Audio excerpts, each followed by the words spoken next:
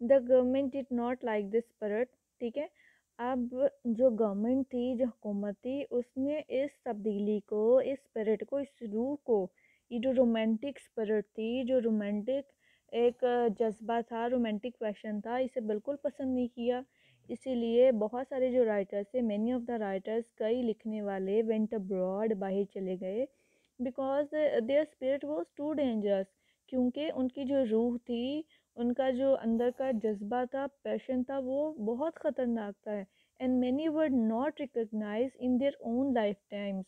और बहुत सारे ऐसे थे जिन्हें अपनी ज़िंदगी के दौरान उनकी पहचान नहीं मिली, मतलब उनकी ज़िंदगी के दौरान वो नहीं पहचाने गए।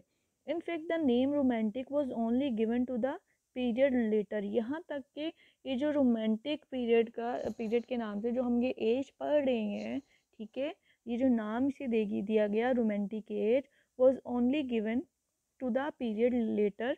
ठीक है, बाद में इसे ये नाम दिया गया। When its spirit of freedom and hope could be recognised as different.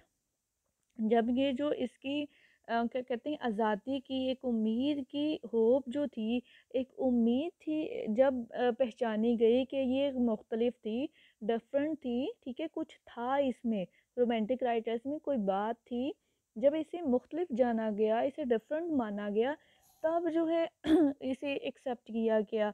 Music and art, politics and philosophy were all stirred by the romantic spirit. अब वो चाहे म्यूज़िक था, या आर्ट थी, या पॉलिटिक्स थी, या फिलॉसफी थी, कोई भी ऐसा सब्जेक्ट नहीं था जिसमें जो है क्या कहते हैं, स्टिर्ड, रोमांटिक राइटर्स ने, रोमांटिक स्पिरिट ने उसमें हलचल ना मचाई हो, उसमें तब्दील करने की कोशिश ना की हो उसको।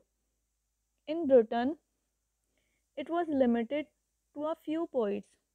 ठीक है, ब्रिटेन में ये कुछ लोगों तक, कुछ चंद लोगों तक महदूद थी।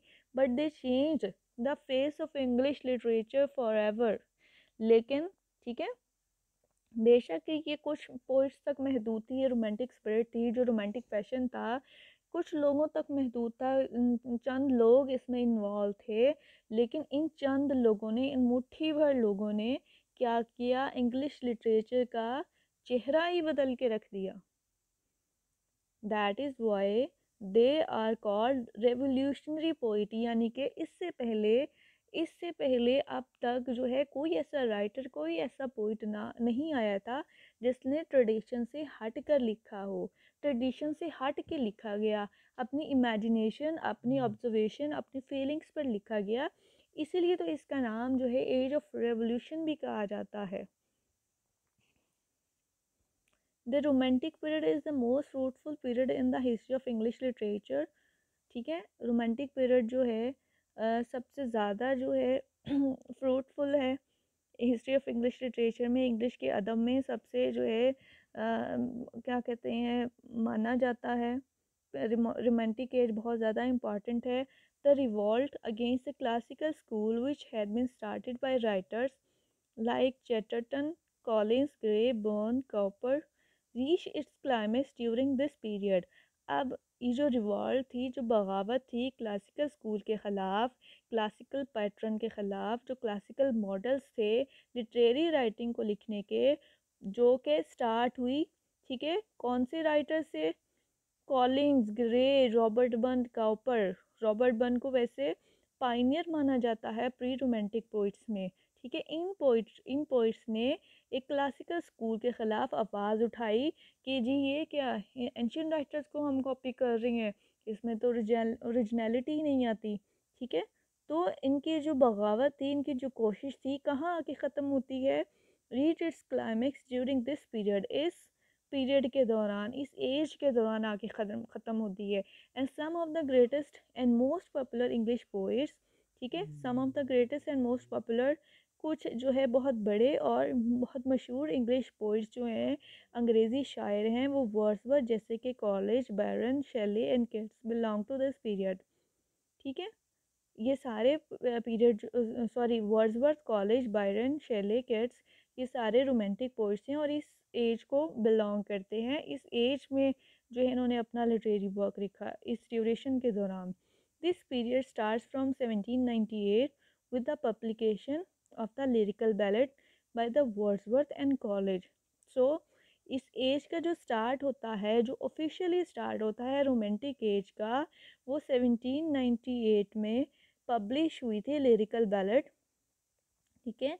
It is a collection of poems, lyrical ballad is a collection of poem, ठीक है, written by Wordsworth and Coleridge. इस लिरिकल बैलेड में जो है वो 23 पोइम थी, जिसमें 19 जो थी वो वर्ड्सवर्थ ने लिखी थी और जो 4 थी वो कॉलेज ने लिखी थी। और इस लिरिकल बैलेड का जिस पोइम से स्टार्ट होता है वो है the rhyme of ancient mariner, ठीक है, कॉलेज की पोइम से स्टार्ट होता है। और वर्ड्सवर्थ की जो लास्ट पोइम जो एंड होता है 23 थर्ड पोइम है, जो सबसे लास्ट पोइम है वो है वर्ड्सवर्थ की द टिंटन एबे, ठीक है। ये सारा जो है रोमांटिक एज का बैकग्राउंड था। अब हम जो है कुछ स्पेसिफिक हम इसमें से पैराग्राफ्स पढ़ेंगे, ये पैराग्राफ हम रीड नहीं करेंगे, वही बात रिपीट हो रही है सेम लाइक हम जो है ये पैराग्राफ भी नहीं पढ़ेंगे, वही सेम जो है बातें रिपीट हो रही हैं। सिलेक्टिव पेजेस हम जो है वो पढ़ रहे हैं।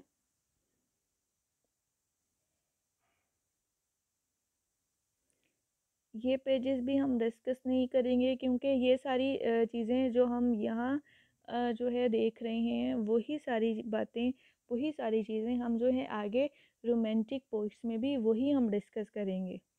सो हम इसीलिए जो है इन पेजेस को स्किप कर रहे हैं, दीज आर नॉट इम्पॉर्टेंट।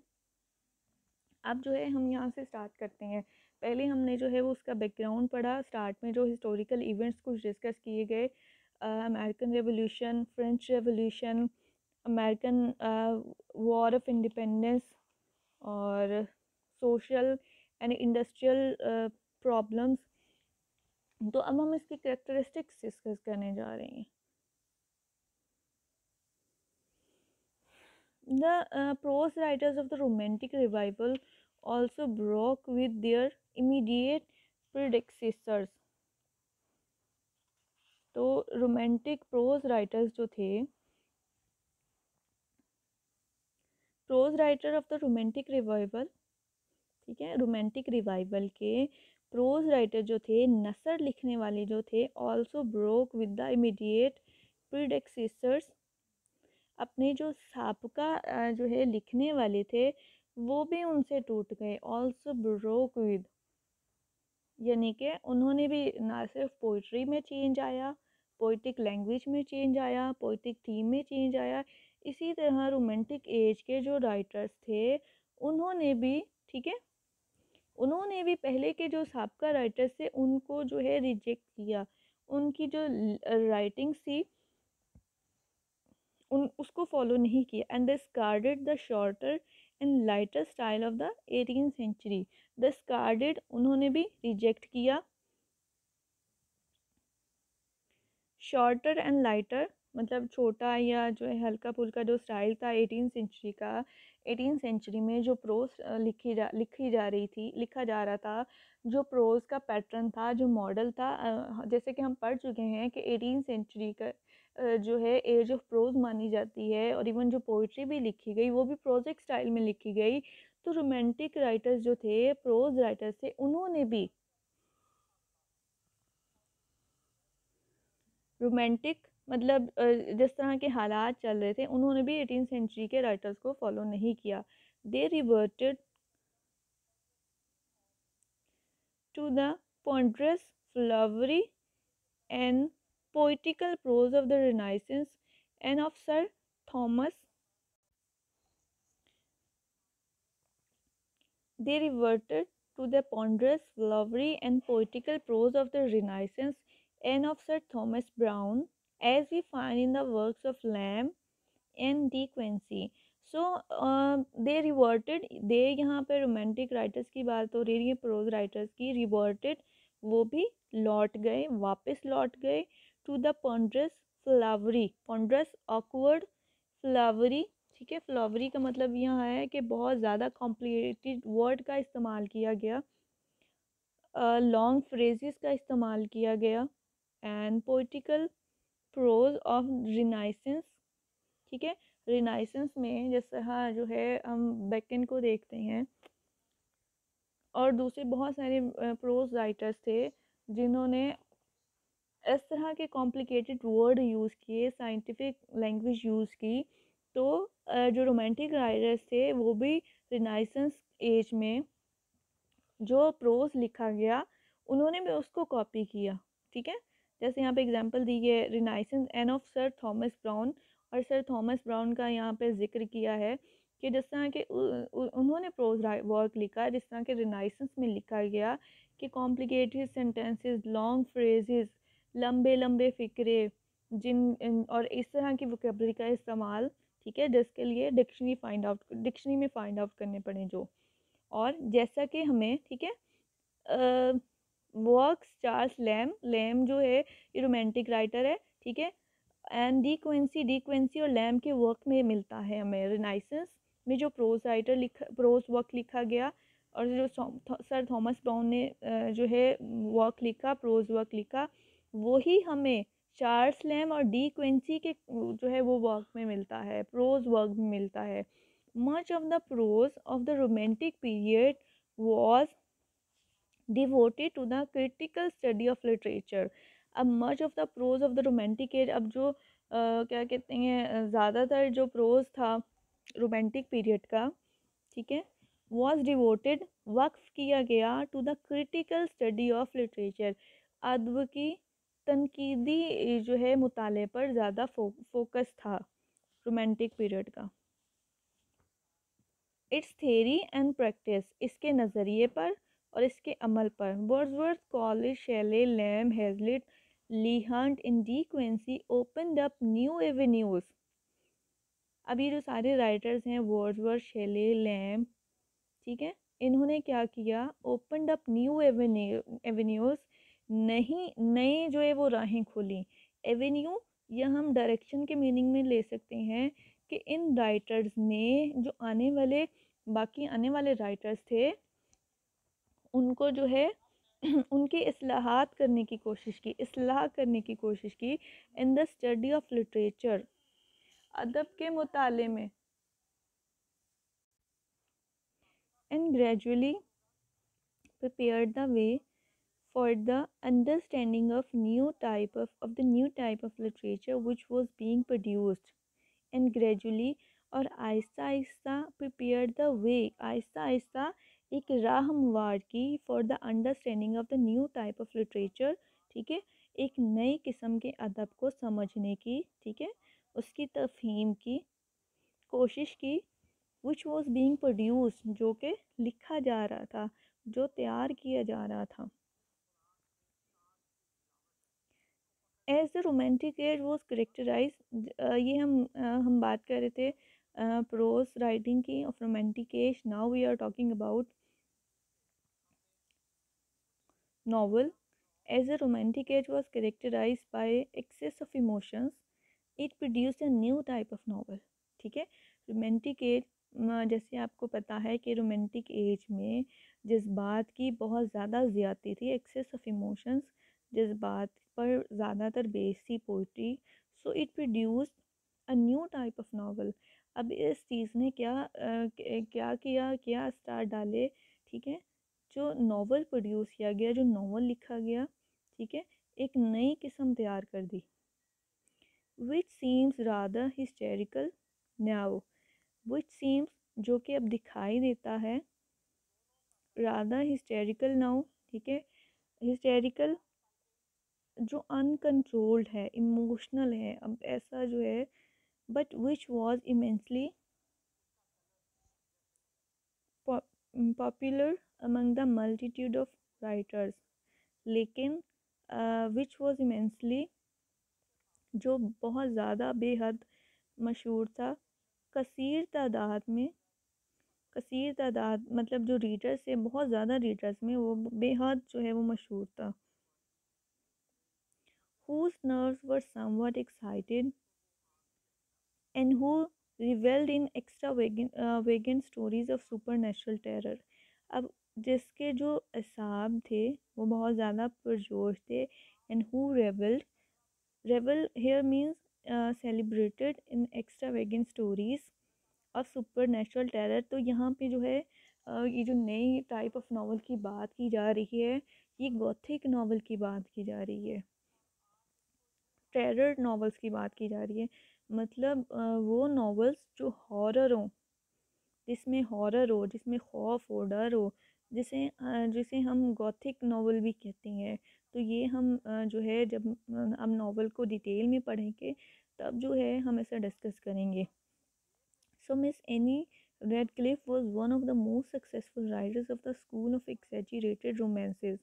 ठीक है, अब जो मिस एन रेडक्लिफ है, ठीक है, was one of the most successful writers of the school of exaggerated romances। ये जो राइटर है मिस एन रेडक्लिफ, ये सबसे ज़्यादा कामयाब तरीन राइटर है इस एग्जैजरेटेड रोमांस की, इस गोथिक नावल की। जो पाइनियर है वो है मिस एनी रेडक्लिफ, इस नाम से वो जाना जाता है। Sir Walter Scott regaled the readers by his historical romances। अब जो सर वॉल्टर स्कॉट था उसने क्या किया, रिगेल्ड किया रीडर्स को, इंटरटेन किया, री इंटरटेन किया बाय हिज हिस्टोरिकल रोमांसेस, तारीखी रोमांस से। ये हम जो है ना, मतलब अभी मिस एन रेडक्लिफ पढ़ा, ये गोथिक नावल की पायनियर मानी जाती है, मतलब वन ऑफ द मोस्ट जो है सक्सेसफुल राइटर है गोथिक नावल की। और सर वॉल्टर स्कॉट जो है ये हिस्टोरिकल नॉवेल्स से जाने जाते हैं। अब आ जाती हैं जेन ऑस्टन, ये इंपॉर्टेंट राइटर्स है रोमांटिक एज के। Jane Austen however presents a marked contrast to these extravagant stories. अब जेन ऑस्टन जो थी, हम प्रेजेंट्स पेश करती है अ मार्क्ड कंट्रास्ट, एक जो है इसके बरेक्स जो है वो पेश करती है to these extravagant stories by her enduring work. Enduring हमेशा रहने वाले काम, ऐसा काम पेश करती है in which we find charming descriptions of everyday life, जिसमें हमें क्या मिलता है, चार्मिंग डिस्क्रिप्शन, दिलकश मंजरकशी ऑफ एवरीडे लाइफ, रोज़मर्रा ज़िंदगी की, as in the poetry of Wordsworth, जैसे कि वर्ड्सवर्थ की पोइट्री में रोज़मर्रा ज़िंदगी को थीम लिया गया है, इसी तरह जेन ऑस्टन ने भी जो है वो किस तरह से डिफरेंस क्रिएट किया। ठीक है, एक्स्ट्रा वेगेंट स्टोरीज़, एक्स्ट्रा वेगेंट जिसमें जो है क्या कहते हैं, फजूलियात, बहुत ज़्यादा वेस्ट चीज़ें हों, जैसा मैंने आपको बताया कि इस तरह की टाइप को गॉथिक नावल भी कहते हैं। तो जेन ऑस्टन ने किस तरह से अपना जो वर्क प्रेजेंट किया और इसे इंड्योरिंग बनाया, लॉन्ग लास्ट बनाया, by choosing everyday life, by discussing everyday life common theme in her novels. So we talked about prose writer, then novel writers. ये जो नॉवल के कुछ राइटर्स हमने डिस्कस किए, ये बहुत इंपॉर्टेंट राइटर्स हैं, इनके नाम याद रखिएगा। देन हम बात करते हैं पोइट्री की। Where is the classical age was the age of prose. ठीक है, क्लासिकल एज जो थी, जो न्यू क्लासिकल एज जो थी, जो हमने पढ़ा एज ऑफ पोप, वो क्लासिकल एज थी, एज ऑफ प्रोज। प्रोज की एज मानी जाती थी, जैसे मैंने आपको बताया, यानी कि उस एज में प्रोज वर्क बहुत ज़्यादा प्रोड्यूस हुए, तो इसलिए उसे एज ऑफ प्रोज कहा जाता है। लेकिन ये जो रोमांटिक एज थी was the age of poetry, शायरी की जो है, शायरी का दौर था इसमें, क्योंकि इसमें बहुत ज़्यादा तादाद में जो है वो शायरी लिखी गई, which was the proper medium for the expression of emotions and imaginations, which was the proper medium, ठीक है, for the expression of imagination and imaginative sensibility of the artist. The mind of the artist came in contact with the sensuous word and the word of thought at countless points। बस आपने यहाँ तक याद रखना है, ठीक है। Poetry का हम आगे डिस्कस कर लेंगे कि क्लासिकल एज जो थी वो एज ऑफ प्रोज थी, और जो रोमांटिक एज थी वो एज ऑफ पोइट्री थी, और जो कि प्रॉपर मीडियम थी, शायरी जो थी प्रॉपर मीडियम था, ख़ास तौर पे जो है वो एक ज़रिया था अपने जज्बात को, अपने ख़यालात को, ठीक है, ज़ाहिर करने के लिए, एक आर्टिस्ट के लिए।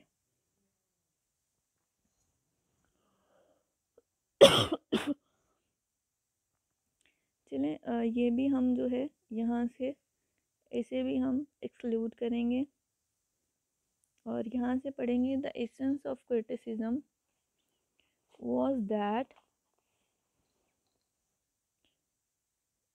essence of romanticism was that literature must reflect all that is spontaneous and unaffected। अब जो क्या कहते हैं लिटरेचर का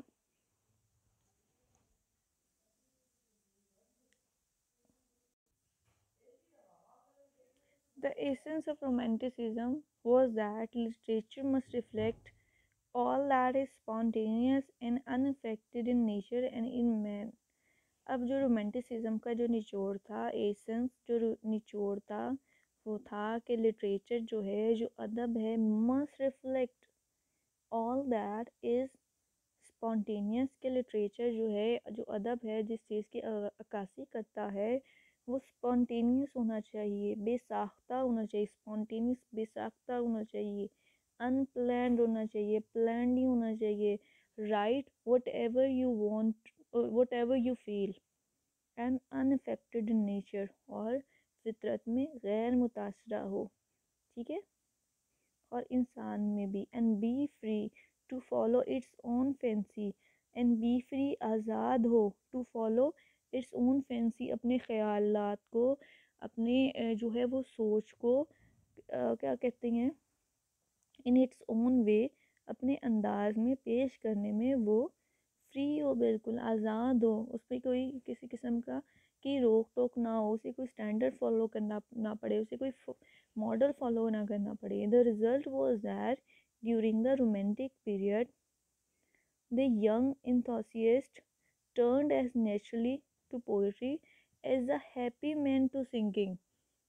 ठीक है, अब क्या कहते हैं, अब नतीजा क्या निकला कि रोमांटिक पीरियड के दरमियान जो यंग, जो नौजवान जोशीले थे, turned as naturally to poetry, फितरतन तौर पर पोइट्री की तरफ माइल हो गए, जैसे कि as a happy man to singing, जैसा कि एक जो है खुश इंसान गाने की तरफ माइल हो जाना है, happy man. The glory of the age is the poetry of Wordsworth. अच्छा, अब इस एज की खूबसूरती क्या है, is the poetry of Wordsworth, Wordsworth की, कॉलेज की, स्कॉट की, बायरन, शेले और केट्स की जो है वो शायरी है। In fact poetry was so popular that Southey had to write in words in order to earn money. अब जो है कि पोइट्री जो है इतनी फेमस थी, इतनी ज़्यादा फेमस थी कि साउथी को प्रोज मतलब वर्ड्स लिखनी पड़ी ताकि वो पैसा कमा सकें, what he otherwise would have written in prose. Summing up the chief characteristics of romanticism as opposed to classicism। ठीक है, अब यहाँ पे हम जो है समराइज़ कर रहे हैं जो रोमांटिसिज्म की जो सबसे ज़्यादा, सबसे बड़ी खसूसियातें हैं क्लासिसिज्म की मुखालफत में, या क्लासिसिज्म के ख़िलाफ़, या अगर हम क्लासिसिज्म और रोमांटिसिज्म का कंपैरिजन करें तो उनमें जो सबसे चीफ करेक्टरिस्टिक्स है रोमांटिसिज्म की, we can say that classicism let stress upon the impersonal aspects of the life of the mind. हम कह सकते हैं कि जो क्लासिसिज्म है उसने किस पे जोर दिया, इम्पर्सनल, गैर ज़ाती पहलू पर, ज़िंदगी के गैर ज़ाती पहलू पर, यानी वो पर्सनल नहीं थी, इम्पर्सनल थी, of the life of the mind. The new literature, ठीक है, जो नया अदब था, जो रोमांटिक अदब था, ऑन द अदर हैंड इसके breaks openly shift the centre of art, bringing it back towards what is most proper and particular in each individual। अब जो नया अदब था, ठीक है, इसके breaks openly shift the centre, ठीक है, खुल्लम खुल्ला जो है शिफ्ट मुंतकिल कर देता है centre of the art, art का जो मरकज़ था, ठीक है, खुल्लम खुल्ला वो जो है वो तब्दील कर देता है नया अदब, आर्ट का, फ़न का जो सेंटर था, ठीक है, उसको खुल्लम खुल्ला किस तरह चेंज करता है, ब्रिंगिंग इट बैक टूवर्ड्स, इसको वापस लाते हुए किसकी तरह, व्हाट इज़ मोस्ट प्रॉपर, जो कि ज़्यादा ख़ास है, पर्टिकुलर है, इन ईच इंडिविजुअल, हर इंसान के अंदर जो एक ख़ास बात है, हर हर इनफरादियत, it is the product of the fusion of two faculties of the artist, his sensibility and imagination, ठीक है, it is the product of the fusion, अब ये जो है दो दो चीज़ों का मजमुआ है, of two faculties of the artist, किसी भी आर्टिस्ट की, his sensibility, उसके सेंसेस, और उसकी इमेजिनेशन, उसका तख़य्युल, the romantic emotional life, the romantic spirit can be defined as accentuated predominance, अब ये जो रोमांटिक स्पिरिट है कैन बी डिफाइंड, बयान की जा सकती है एज एन एक्सेंचुएटेड प्रीडोमिनेंस, बिल्कुल नुमाया, ठीक है, प्रीडोमिनेंस ऑफ इमोशनल लाइफ, ठीक है, इमोशनल लाइफ जज्बाती ज़िंदगी का बिल्कुल नुमाया जो है खुला, आप इसकी डोमिनेंसी देख सकते हो रोमांटिक एज में, and romantic literature was fed by interest, sorry intense emotions, अब जो लिटरेचर था, जो रोमांटिक लिटरेचर था, वॉज फेड, ठीक है, यानी कि रोमांटिक लिटरेचर में बेशिद्दत वाले इमोशंस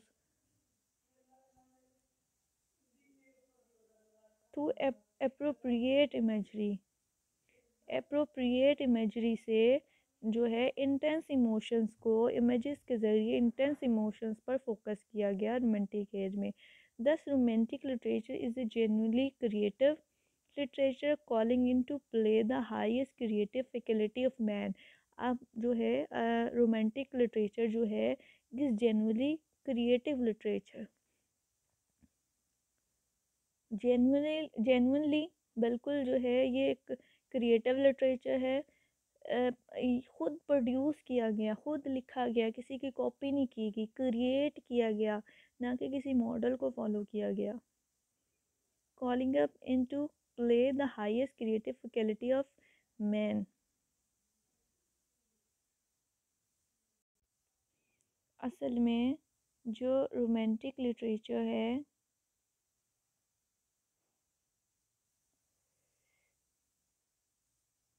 असल में जो रोमांटिक लिटरेचर है, ठीक है, वो बिल्कुल प्योर क्रिएटिव लिटरेचर है, जिसे तख्लीक किया जाता है, क्रिएट किया जाता है, ठीक है, और वो इंसान की सबसे बड़ी, सबसे ज़्यादा जो है बड़ी सलाहियत है किसी चीज़ को क्रिएट करना बजाय के इमिटेट करना।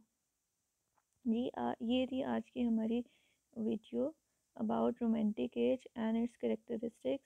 अगर आपको कुछ समझ नहीं आया, कोई क्वेश्चन है, देन आप जो है वो पूछ सकते हैं।